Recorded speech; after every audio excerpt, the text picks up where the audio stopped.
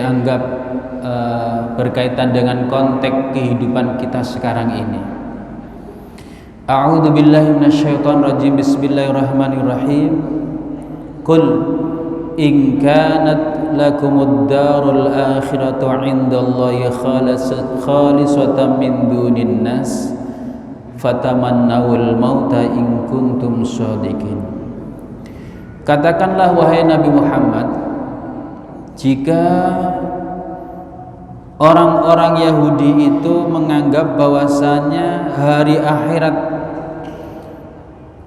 khalisatan min dunin nas adalah khalisatan hanya untuk mereka semua, min dunin nas tanpa manusia yang lain, fatamannawul mauta in kuntum shadiqin, maka berangan-anganlah untuk minta al-maut, kematian, jika kalian semua wahai orang-orang Yahudi shadiqin, benar di dalam pengakuan, benar di dalam angan-angan atau keyakinan.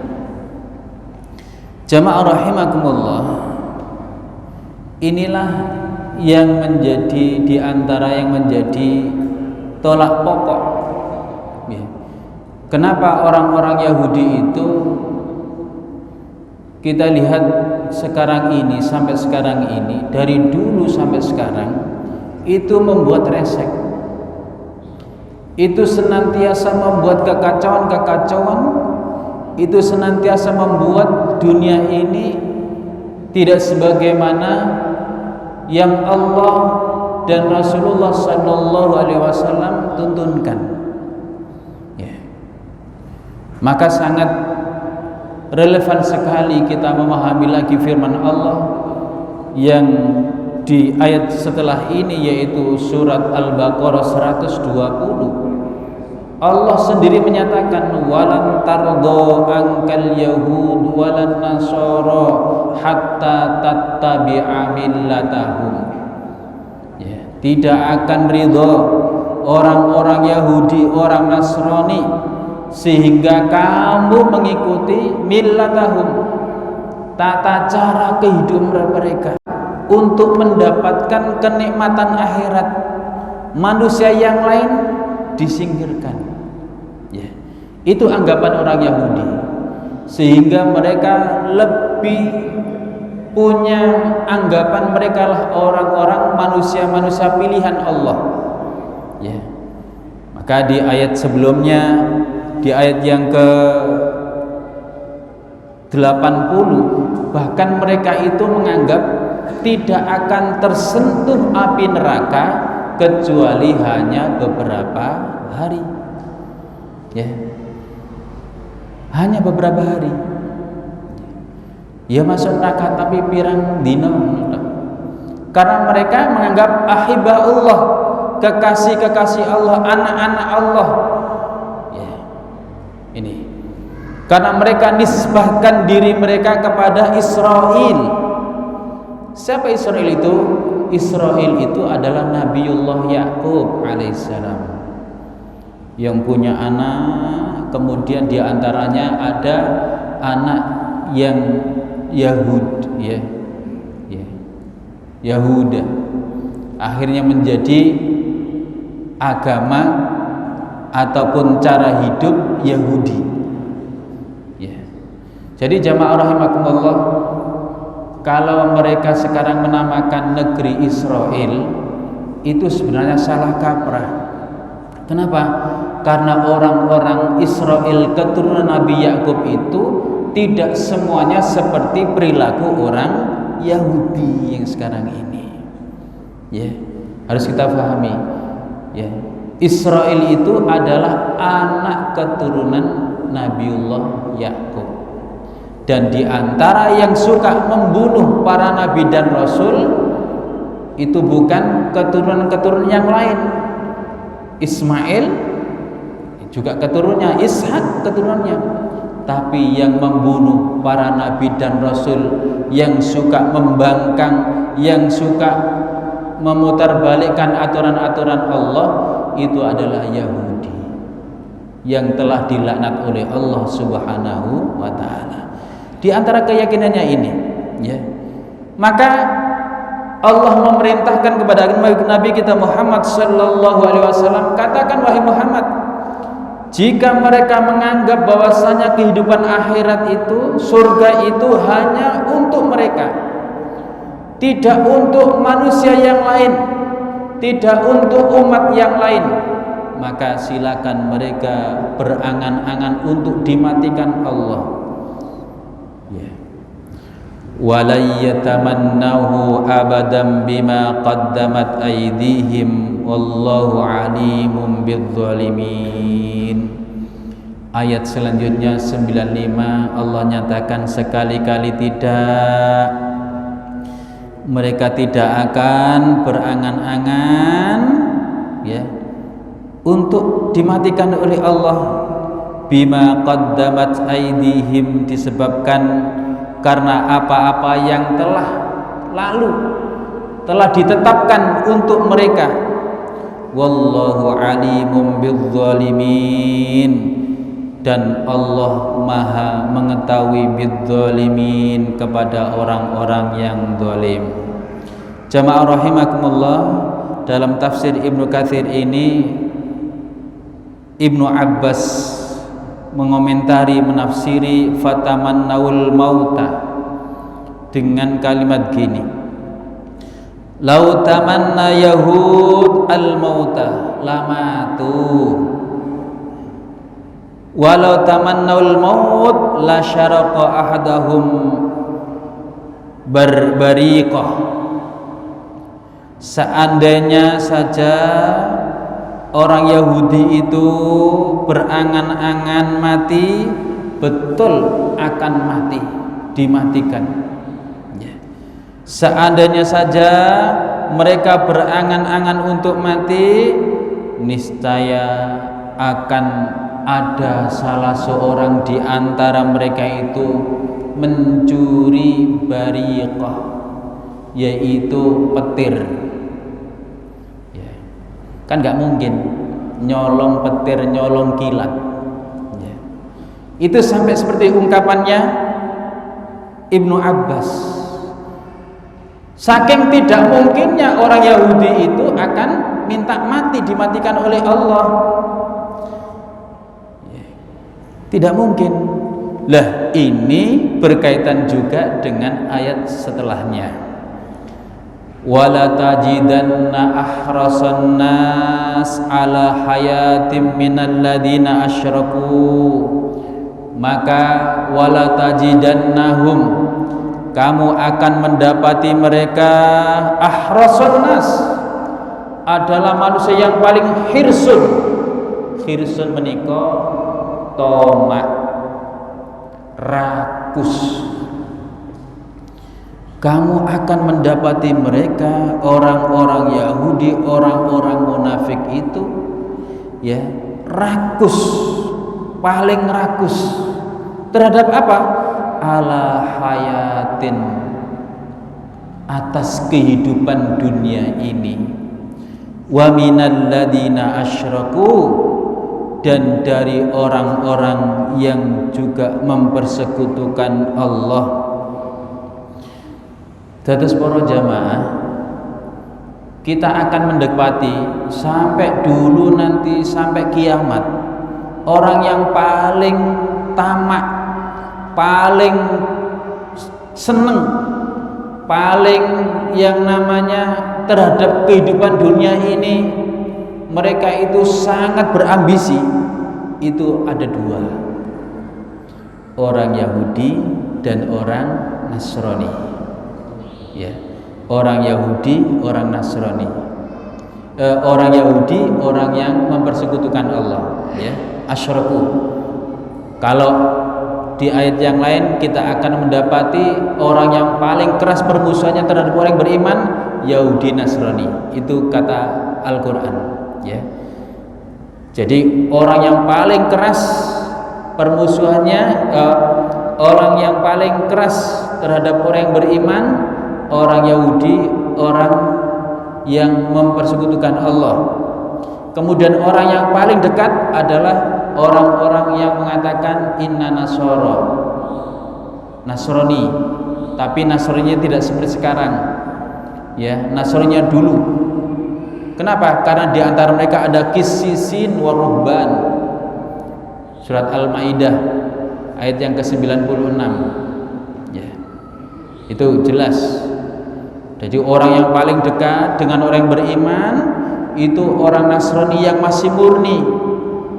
Akan tapi orang yang paling benci terhadap orang yang beriman itu orang Yahudi dan orang yang mempersekutukan Allah. Demikian juga di ayat ini Allah nyatakan orang yang paling, ya, terhadap kehidupan dunia ini sangat tamak, sangat rakus, itu adalah orang Yahudi dan orang-orang yang mempersekutukan Allah Subhanahu wa ta'ala. Ya. Maka di ayat selanjutnya jamaah rahimakumullah, di antaranya diterangkan yawaddu ahaduhum law yu'ammaru alfa sanatin wa ma huwa bimuzahzihi minal adab ayyu'ammar.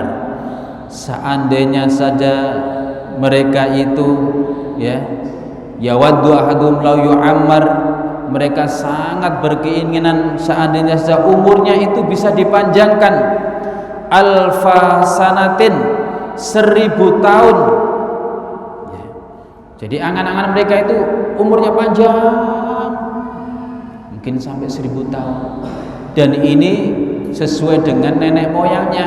Siapa nenek moyang orang-orang Yahudi ini? Yaitu iblis, manakala telah dilaknat oleh Allah, ya, maka apa yang diminta oleh iblis? Apa yang diminta? Fa'anzirni ila, ya Allah, gimana itu? Ya Allah, karena engkau telah melaknatku, maka tangguhkanlah usiaku, ya, tangguhkanlah usiaku. Maka Allah memberikan tangguh usia iblis itu, dipanjangkan Allah sampai waktu yang ditentukan oleh Allah Subhanahu wa ta'ala. Dados namine iblis nika tasik gesang, Pak. Nggih. Tasik gesang. Dan di antara penyembah iblis itu adalah orang-orang Yahudi, ya. Maka kita lihat ritual-ritual orang Yahudi itu bagaimana, semuanya mengarah ke sana, menyembah iblis, ya, laknatullah alaih. Jadi jamaah rahimakumullah, ayat ini sekali lagi Allah nyatakan karena orang-orang Yahudi itu sangat berkeinginan sekali untuk dipanjangkan umurnya oleh Allah Subhanahu wa ta'ala, dan mereka sangat-sangat tamak, rakus terhadap kehidupan dunia. Maka tidak heran kalau usaha mereka itu di dalam menguasai dunia itu tidak akan henti-hentinya sampai sekarang ngantos sakmenika, nggih. Dan kita secara tidak sadar kebulet di dalam sistem cara milah hidup mereka, ya. Mereka yakin tahu posisi mereka ketika nanti di akhirat, tahu orang-orang Yahudi itu tahu diadab oleh Allah Subhanahu wa ta'ala. Makanya mereka tidak akan pernah bercita-cita untuk mati. Cita-cita mereka itu hidup selama-lamanya dan menguasai, menikmati kehidupan dunia. Beda dengan hamba-hamba Allah yang beriman, kita umat Rasulullah sallallahu alaihi wasallam. Kita kan yakin kullu nafsin dha'iqatul maut, kita semua pasti akan mati, ya. Tinggal kematian yang bagaimana yang kita inginkan? Apakah setelah kematian itu kita betul-betul bisa zuhziha 'anin nar wa udkhilal jannah? Nanti setelah kematian ini, setelah nanti di yaumil hisab, kita itu bisa menjadi hamba Allah yang dijauhkan Allah dari api neraka, dimasukkan surga Allah. Maka tentunya itulah yang kita harapkan, kita cita-citakan, menjadi orang yang sukses, faqad faza, ya, orang yang sukses dalam kehidupannya. Jadi para jamaah rahimakumullah, mari cara pandang kita betul-betul kita murnikan bahwasanya kehidupan dunia ini tidak sebagaimana tata cara pandang orang-orang Yahudi yang mereka itu sangat-sangat tamak, rakus terhadap kehidupan dunia ini sehingga tidak mengenal halal dan haram, tidak mengenal yang namanya baik dan manfaat, baik atau tidak baik. Ya, jamaah rahimakumullah, kita bisa percaya atau tidak termasuk adanya pandemi ini, maka patut kita curigai bahwasanya ini adalah termasuk cara orang-orang yang sangat tamak terhadap kehidupan dunia ini untuk melanggengkan kekuasaan mereka, untuk melanggengkan apa yang mereka dapatkan dalam kehidupan dunia ini. Perlu kita curigai. Kenapa demikian, jamaah rahimakumullah? Karena ternyata di masa pandemi yang kata sekarang ini semakin meningkat lagi, itu kita lihat ada praktek-praktek yang justru di sana ingin menguruk keuntungan, untuk keuntungan pribadinya, untuk keuntungan organisasinya, untuk keuntungan kelompoknya, tidak peduli pada yang lain, ya, tidak peduli pada yang lain, ya. Yang lain tambah melarat, yang lain mati atau kelaparan, nggak peduli. Lah, sekarang ini usaha itu semakin masif sekali para jamaah rahimakumullah. Gitu kita rasakan kan? Kita rasakan. Dan ternyata cara berpikir, cara pandang kehidupan seperti orang Yahudi ini bukan hanya dimiliki oleh orang Yahudi asli, tapi ternyata sudah banyak menjangkiti mereka yang mengatakan sebagai umat Islam, yang mungkin Islamnya perlu kita pertanyakan. Ya, Masya Allah para jamaah, pokoknya uteke Yahudi ku piye aku menang, piye aku joyo untuk dunia, yang lain terserah. Ya, bahkan bisa juga dibuat, ya, sebagaimana kabar-kabar yang ada itu, karena jumlah penduduk dunia ini semakin hari semakin luar biasa, maka harus ada pengurangan jumlah penduduk. Nah, kalau berpikir seperti itu kan bukan orientasinya mencari ridha Allah. Kalau wahyu syariat Allah yang turun itu kan bagaimana bisa memakmurkan, gitu, bukan mengurangi manusia, bukan mencelakakan. Tapi gaya pikir orang Yahudi tidak seperti itu, ya. Bagaimana dia, kelompoknya yang menguasai dunia ini. Jamaah rahimakumullah, kalau kita lihat kehidupan kita sekarang ini, ya mau tidak mau kita harus akui bahwasanya kita sudah terseret ke arah sana. Ya, kehidupan kita sekarang umat Islam dimanapun itu sudah tidak bisa lepas dari yang namanya jeratan riba, gitu. Kita mungkin tidak pelaku riba, tapi dengan kehidupan yang diatur sekarang di dunia ini, kita ini masih kena asap-asapnya riba. Dan itu menurut nubuah Rasulullah sallallahu alaihi wasallam adalah termasuk tanda-tanda akhir zaman, manakala umat manusia itu dia tidak mau riba tapi tidak bisa lepas dari kena asape riba. Lah saknika kita niki hidup dalam suasana seperti itu ya. Maka para jamaah rahimakumullah, mari betul-betul kita perhatikan nubuah Rasulullah sallallahu alaihi wasallam. Di antaranya kasus yang terbaru, musim pandemi seperti ini wes bantuan untuk masyarakat ya gak sampai ke masyarakat. Yang periode bulan apa kemarin itu satu paket diberikan ke masyarakat, ternyata setelah kita hitung-hitung tidak sesuai dengan anggaran yang dicanangkan, kita dikorupsi. Alhamdulillah saya bisa menyatakan gini karena Al-Mizan, Panti Asuhan Al-Mizan, di sana kan ada anak-anak asuh itu mendapatkan paket bantuan dari presiden katanya. Bantuan presiden Pak Bu ya. Padahal itu duit sapa? Ya terus sinten? Ya terus jenengan.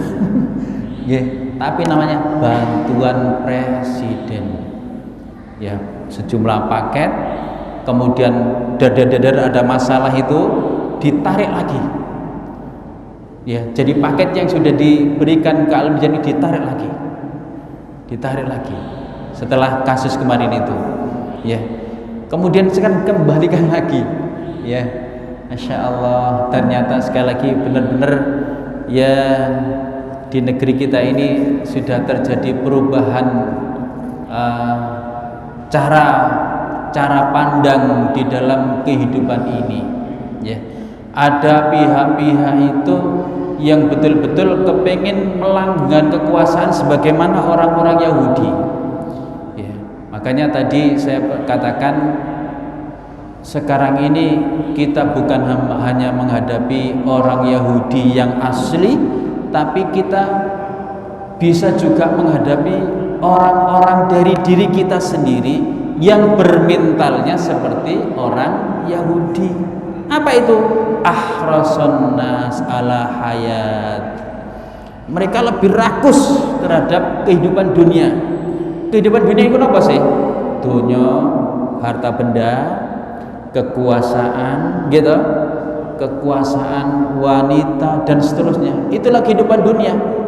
Ya. Kehidupan dunia. Dan tidak akan terjangkit orang-orang yang beriman seperti itu, tidak akan.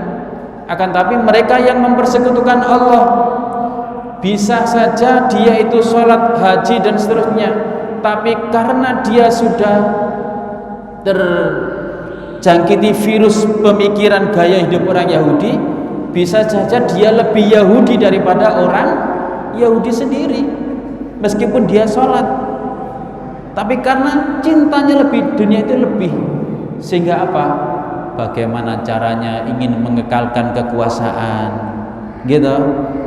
Ada usaha-usaha, dirubahlah aturan-aturan. Bagaimana mendapatkan keuntungan sebanyak-banyaknya, uang yang harusnya untuk rakyat, tapi sekian triliun entah kemana. Ya, sekarang kita menghadapi lagi masanya kita sulit-sulit dalam ekonomi. Ada usaha-usaha untuk membuat aturan agar pajak semakin bisa diandalkan naik, ya. Yang lebih lucunya lagi, mobil-mobil mewah, barang-barang mewah di 0% kan pajak, tapi justru kebutuhan masyarakat yang mendesak itu berusaha untuk ditarik pajaknya. Jamaah rahimakumullah, ada hadis dari Imam Ahmad sama Tirmidzi yang menyatakan ini adalah nubuah Rasulullah SAW, ya, ciri-ciri umat atau bangsa yang akan menghadapi bahaya. Ya, gampangannya kalau Ibnu Khaldun itu ilmuwan yang hidup ilmuwan filosof yang hidup pada tahun 1400 sekian itu menyatakan sebuah bangsa itu akan mengalami kehancuran manakala pajak itu semakin mengikat, mencekik masyarakatnya. Para jamaah, kadang-kadang kalau gitu kita ini membaca sejarah ngeri-ngeri terus pundi ngoten nggih. Ya. Dan kita punya harapan, ya Allah, kapan datangnya pemimpin seperti Harun ar-Rasyid, kapan datang pemimpin seperti Umar bin Abdul Aziz, kapan datangnya pemimpin seperti ya gampangane zaman Rasulullah, zaman Khalifah Abu Bakar, Umar bin Khattab dan seterusnya, yang apa ya, dia memimpin itu kerjanya kepingin masyarakatnya bahagia, masyarakatnya hidup sejahtera, masyarakatnya semuanya terayomi, ya. Betul-betul memikirkan masyarakat, bukan untuk kepentingan dirinya dan golongannya. Lah, karena memang sekarang sekali lagi kembali lagi, itulah pemimpin-pemimpin kita ini sudah terjangkiti oleh gaya-gaya hidup, gaya-gaya cara berpikir, orientasi hidup seperti orang Yahudi, yang mereka itu ingin melanggengkan kekuasaan dan kecintaannya terhadap dunia. Hadirin, dalam sebuah riwayat Imam Ahmad dan Tirmidzi, di hadis yang panjang, Rasulullah Sallallahu Alaihi Wasallam itu memberikan beberapa, ada sekitar 14 ciri-ciri zaman akhir itu. Di antaranya saya kutip beberapa ini. Yang pertama adalah idza ittakhadal fai dualan. Nah, apabila negara-negara itu wis nganggep pajak itu seperti fai. Fai ini pun apa? Harta rampasan. Nggih. Jadi nek negara wis ngerampas harta rakyatnya, itu seperti ngerampas, ya, menganggap pajak itu untuk ngerampas, ya. Bagaimana harta rakyat itu sepenuh-penuhnya dikeruk habis, ya. Idza ittakhadha al-fai'u dualan, ya. Negara fungsinya bukan mensejahterakan rakyat, pemimpin bukan fungsinya untuk bagaimana membuat kebijakan-kebijakan rakyat itu adem, tentrem, hidupnya semakin mudah, tercukupi, terayomi, tapi bagaimana membuat aturan, buat kebijakan yang masyarakatnya dihisab. Wal amanah maghnaman. Yang kedua adalah menganggap amanah kepemimpinan itu sebagai maghnaman, ghanimah, sesuatu yang bisa dibagi-bagi. Kita tinggal nggih, nek sapa sing dadi mari ngono bagi-bagi kekuasaan gitu. Komisaris-komisaris kita lihat, Masya Allah, orang-orang yang tidak ada background di dalamnya masuk komisaris ini, komisaris itu. Karena apa? Karena punya jasa dulu, ya, dalam mendukung dulu, jadikan komisaris ini. Dan ternyata dengan ditetapkannya orang-orang itu tidak membuat perusahaan-perusahaan BUMN kita ini semakin survive, bukan semakin laba, tapi ternyata semakin apa Pak? Iya, tambah tekor. Insyaallah kabar terakhir listrik napa sing duwe listrik niki PLN nggih, PLN rugi pinten? Ya Allah, ruginya sampai 500 triliun, Masya Allah. Ya, hutangnya itu 5 triliun. Ya. Ini akibatnya apa? Akibatnya kalau kekuasaan itu dianggap sebagai ghanimah, sebagai sesuatu yang bisa dibagi-bagi. Padahal dalam Islam yang diajarkan Rasulullah SAW, kekuasaan itu adalah amanah yang tidak semua orang mampu memegang amanah itu, dan tidak banyak orang yang, kalau zaman Rasulullah para sahabat itu kan faham kekuasaan amanah itu bakal dimintai pertanggungjawaban, maka bapak-bapak mereka zaman itu tidak mengajukan diri tapi podo emoh gitu. Lah sekarang ini boten, justru mengajukan diri, justru kepengen dijadikan ini dan itu.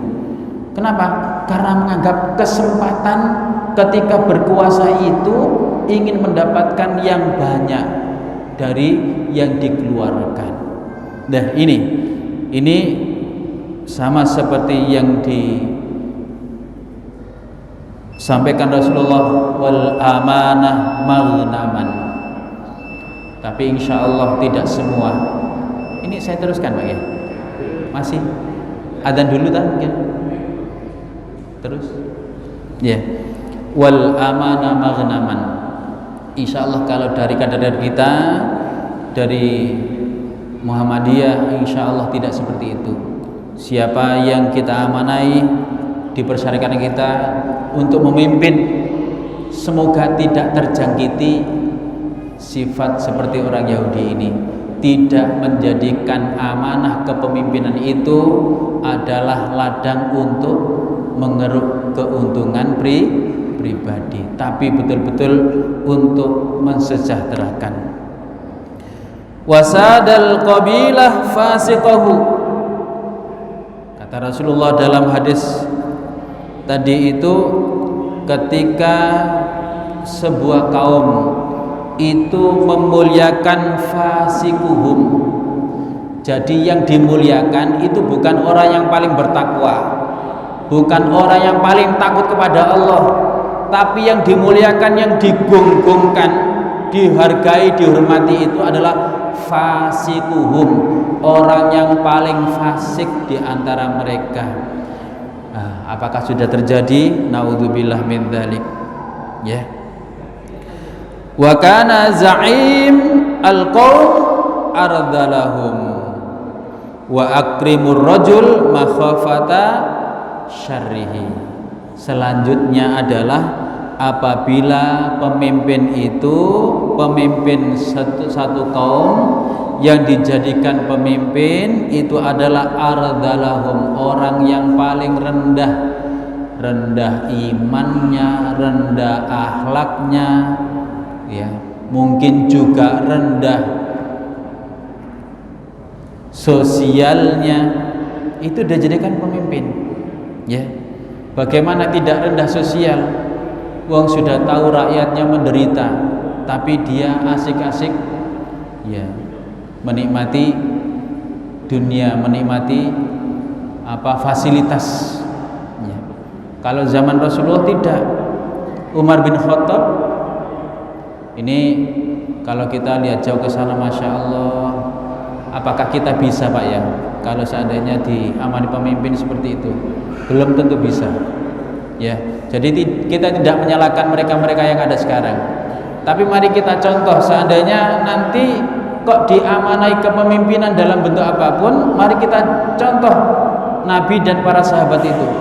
Umar bin Khattab ketika diberi amanah kepemimpinan, dia tidak bisa tidur sebelum keliling masyarakatnya, memastikan masyarakatnya semuanya bisa tidur, tidak ada yang kelaparan. Terus, nggih. Mboten blusukan, tapi istilahnya apa itu ya? Istilahnya apa niku? Nek begadang tiba-tiba ke suatu tempat malam hari sendiri, napa blusukan ya? Mboten ya? Namanya apa niku? Ya, gak ada pengawal, teko nang desa guyangan, nonton wong guyangan ono gak sing gurung turu. Engko nang jangan-jangan nduk guyangan kono ono wong gurung turu mulai kelaparan. Ya, talah pimpinan cabang Sugiyo, ya, diamani pimpinan cabang Sugiyo nonton nang guyangan, nonton masyarakate. Ya, anggota persyarikate ne engko nang ono arek atau satu keluarga di lingkungan Muhammadiyah cabang Sugio ini ada yang tidak bisa makan. Itu Pak, semoga seperti itu nggih. Insyaallah nggih. Mungkin juga lihat ada enggak anak dari cabang Sugio ini yang enggak bisa sekolah padahal dia pinter, kemudian kepengen sekolah enggak bisa sekolah, ditonton. Ojo sampai kanggo hal-hal yang kurang ada manfaatnya uang umat ini. Alhamdulillah Bapak-bapak rahimakumullah, lazismu insyaallah menuju ke sana. Jadi kalau kita menitipkan uang ke lazismu kita, insyaallah sudah tercover itu. Ada janda yang tidak punya rumah, dibangunkan rumahnya, ada yang butuh berobat. Nah, tinggal kita anggota persyarikatan, apalagi para pimpinan ini aktif untuk melihat kanan kiri kita. Dan di persyarikatan itu sudah ada dana, ada badan sendiri yang mengurus itu. Alhamdulillah, semoga membawa manfaat ini. Ya, ini. Wa akrimur rajul makhafata syarrihi. Naudzubillah. Kalau seorang itu ditakuti karena khawatir kejelekannya, aku gak wani bapak iku, engko nang aku dipindah. Wonten apa ten? Lah itu kalau kita kok sudah ada manusia seperti itu, engko nentang ataupun menyelisihi keinginannya, padahal kita tahu itu salah, kita gak berani nolak karena takut jabatan ataupun digeser. Lah berarti kalau sudah ada seperti itu, naudzubillah min dzalik. Ya, manusia yang ditakuti karena kejelekannya. Naudzubillah. Oleh karena itu hadirin rahimakumullah, mari kita kembali kepada ajaran kita Islam yang disampaikan oleh Rasulullah SAW, yang dicontohkan Rasulullah SAW, bahwasanya kehidupan kita di dunia ini adalah mazra'atun lil akhirah. Kehidupan kita ini hanya sebentar. Kita tidak tahu umur kita sampai kapan. Kita tidak usah berangan-angan untuk punya umur sampai 1000 tahun, karena meskipun 1000 tahun kalau tidak diisi dengan ketaatan kepada Allah, maka tidak bermanfaat.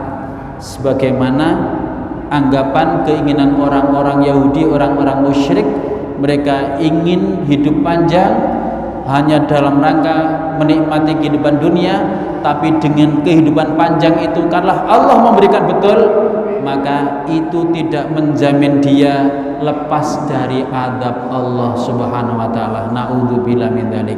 Semoga kita, meskipun kalau seandainya ditakdirkan Allah hidup kita singkat, ya, semoga dengan hidup singkat itu bisa mengantarkan kita ke rahmat Allah Subhanahu wa taala. Semoga dengan umur yang tidak terlalu panjang betul-betul bisa kita manfaatkan untuk beramal soleh sebanyak-banyaknya, dan meskipun kita sudah meninggal, akan tapi kebaikan-kebaikan kita menjadi jariyah. Sebagaimana para ulama, para imam-imam itu kan ternyata bapak-bapak umurnya gak dawa-dawa, gitu. Para khalifah sing api-api iku umurnya gak dawa-dawa, umurnya gak panjang-panjang, hanya sebentar-sebentar, tapi mereka memiliki kelebihan kualitas amal yang luar biasa, yang melebihi umur mereka yang panjang, tapi tidak disertai dengan amal soleh. Na'udzubillah min dzalik. Demikianlah bapak-bapak rahimakumullah yang bisa kami sampaikan, semoga bermanfaat, dan tentunya kita berharap semoga betul-betul dalam hidup ini kita bisa tetap istiqomah di dalam jalan Allah Subhanahu wa taala, menetapi apa-apa yang telah Allah tentukan, yang telah disunahkan oleh Rasulullah SAW. Dan termasuk mari di bulan Dzulqa'dah ini yang sebentar lagi Dzulhijjah, kita siapkan kita untuk beribadah di bulan Dzulhijjah. meskipun seharusnya jenengan, mungkin di antara jenengan ada yang sudah berangkat, tapi ternyata untuk tahun ini, tahun kedua masyarakat Indonesia tidak bisa berangkat haji ya, tapi masih ada ibadah yang lain, yaitu meskipun kita tidak di Arafah, kita bisa puasa Arafah. Besok kita bisa menyembelih hewan kurban, dan semoga kita lebih semangat lagi dan tetap istiqomah di dalam kebaikan-kebaikan dan beramal soleh. Demikian Bapak Ibu rahimakumullah yang bisa kami sampaikan. Kurang dan lebih mohon maaf. Ihdinas siratal mustaqim. Wassalamualaikum warahmatullahi wabarakatuh.